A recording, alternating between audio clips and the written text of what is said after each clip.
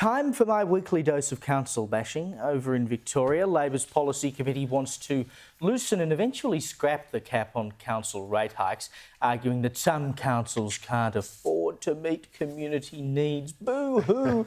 A bit like we can't afford to meet the council's rates, I suppose. And it's not any better in Sydney's West. Blacktown Council is planning to lock in a staggering 20 years of rate rises to raise more than $200 million for 2 new office buildings. Now, under this deal, rates would increase by 3.9% annually for the next 2 decades. Locked in. I mean, Amanda, do these people not understand that, yes, I know the cost of doing business for them has gone up, but so has the cost of doing business for the rest of us. So they say, we can't afford to do what we do anymore, so we'll go and take the money off of you. How do they think we afford to do what we do? Where are we meant to find the money? This is probably one of the most insulting things that I've heard a council do. We're in a cost of living crisis. Western Sydney's hit very, very hard. You've got 32% of people in Blacktown in particular earning $500 a week. The general manager of the council is on over $500,000 for his salary.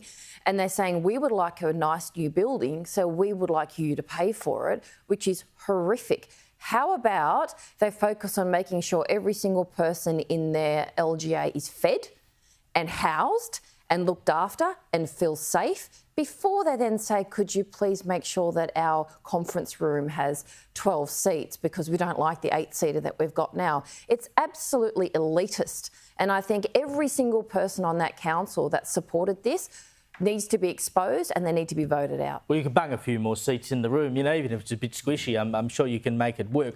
But it's the idea that they don't, councils and all levels of government, for some reason, Freya, don't feel like it's their responsibility to tighten their belts. I mean, the rest of us have tightened our belts and said, well, we have to make sacrifices in terms of certain things that we can and can't spend on because the cost of living has changed. But they live in a fantasy land where they don't have to do that because they can compulsorily take our money from us. So we have to tighten even harder when they don't at all. And the worst part of this is it's a building for the council bureaucrats to sit in.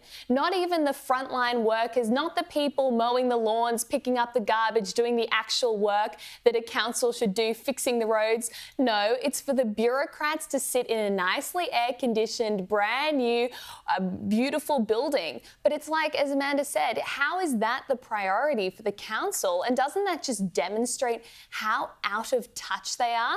We are all cutting down on our discretionary spending. Any data around household expenditure shows that. We're eating out less, we're shopping less. And they don't even have discretionary spending in Blacktown. Exactly. These people are suffering.